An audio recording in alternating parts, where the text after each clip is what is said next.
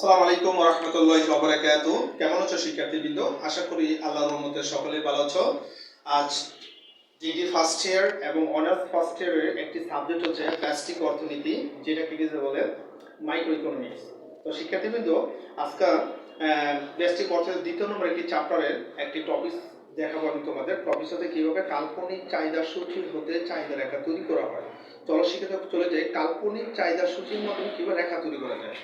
তো এখানে কথা বলা আছে কাল্পনিক চাহিদা সূচি হতে চাহিদা রেখা তৈরি করো, এটা বার করতে গেছে।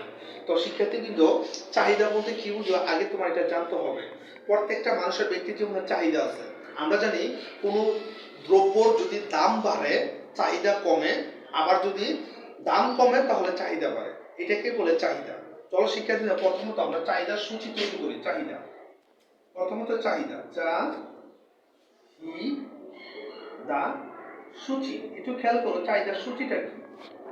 চাহিদার সূচি হচ্ছে, একটু খেয়াল করো, কোন দ্রব্যর দাম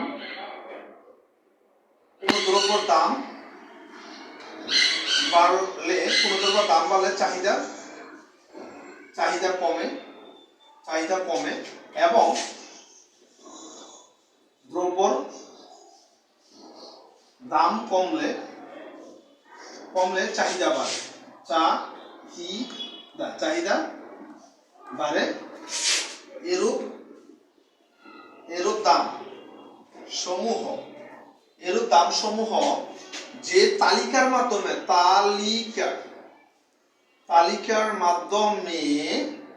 প্রকাশ করা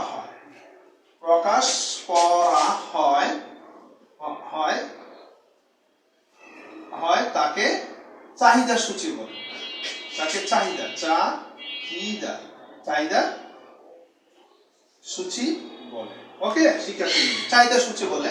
নিম্নের সূচিটি দেওয়া হলো চাহিদা সূচি। আসো চাহিদা সূচিটা আমি তোমাদের এখানে দেখাবো। চাহিদা সূচি শিক্ষার্থীবৃন্দ একটু খেয়াল করো। চাহিদা সূচিটা এখানে একটু খেয়াল করো। চাহিদা সূচি দিলাম, একটা সূচি আঁকছি। এখানে বলে দামটা বুঝে পি, আর এরা বলে পরিমাণ বলে কিউ, মানে কোয়ান্টিটি। তো শিক্ষার্থীর দাম দেখো, দাম যখন 1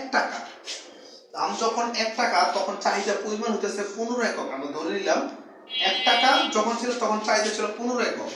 দাম যখন 1 টাকাতে বৃদ্ধি পেয়ে 2 টাকা হয়েছে, দাম বৃদ্ধি পেলে চাহিদা কমে। এটা তোমাদের বলছিলাম 10 একক। ঠিক আছে, আর টাকা লেখা দিবা। দাম যখন 3 টাকা, 2 টাকা বৃদ্ধি 3 টাকা, তখন চাহিদা আরো কমছে 5 একক। এটা কি বলে চাহিদা সূচি, তোমরা বুঝতে পারছো শিক্ষার্থীবৃন্দ। তো চাহিদা সূচি তৈরি করো। এখন চাহিদা রেখাটা আমি তোমাদের দেখাবো। তো চাহিদা রেখাটা দেখো, এবার লিখবো চাহিদা রেখা। ঠিক আছে শিক্ষার্থীবৃন্দ। তো যখন তুমি চাহিদা রেখা বা ঠিক এই ভূমিকা দিয়ে লেখা, একটু চেঞ্জ করো। কি, কোন দ্রব্যর দাম বাড়লে চাহিদা কমে এবং দ্রব্য দাম কমে চাহিদা বাড়ে, এরূপ দাম সমূহ যে তালিকা লিখছিলাম, আর এখানে লিখতে হবে যে এই যে আছে যে রেখা, দেখো যে রেখার সাহায্যে প্রকাশ কর তাকে চাহিদা রেখা বলে। এটা লিখে তারপর চাহিদা রেখা রাখবো। চলো আমরা রেখার মাধ্যমে কিভাবে সূচি রেখা রাখি।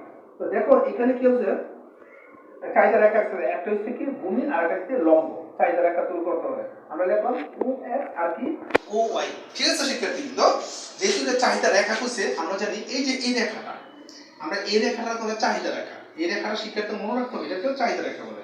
চাহিদা রেখাটা হলো ডি আর ডি প্রাইম নির্দেশ করে। তো দাম এনে কয়টা, 1 টাকা 2 টাকা 3 টাকা, আমরা 3টা দাগ টানবো। 1 2 3। ঠিক আছে শিক্ষার্থী। তো দাম যখন এইটার হলো দাম 1 2 3। দাম যখন 1 টাকা চাহিদা কত 15। দাম যখন 2 টাকা চাহিদা কত 10। দাম যখন চাহিদা কত 5। এরূপ প্রত্যেকটা বিন্দু, এটা ডি প্রাইম দিব, এরূপ প্রত্যেকটা বিন্দু এ বি সি দ্বারা প্রকাশ করে। ঠিক আছে শিক্ষার্থী, এখানে বলে দাম লিখে দিবা, দাম এখানে বলে কি পরিমাণ। ঠিক আছে শিক্ষার্থীবৃন্দ, আশা করি চাহিদা রেখাটা তোমরা বুঝতে পারছো কিভাবে রেখাটা অঙ্কন করলাম সূচির মাধ্যমে চাহিদা রেখা। তো শিক্ষার্থীবৃন্দ, তোমরা ভয়েস ভিডিও দেখতে পাচ্ছ, একটু প্র্যাকটিস করো। এটা 4 মার্কের জন্য তোমাদের মোস্ট ইম্পর্টেন্ট একটি অঙ্ক। যদি 10 এর তো হয় কিন্তু আমরা লেখা রাখতে হয় না, 4 এর জন্য দেখা দিলাম। তো শিক্ষার্থীবৃন্দ, ফেসবুকে সবাই নমস্কার। আজকে অর্থনীতি বিষয়ে আরো কোনো টপিক নিয়ে হাজির হবো। আজকে পর্যন্ত থাকবে। আল্লাহ হাফেজ।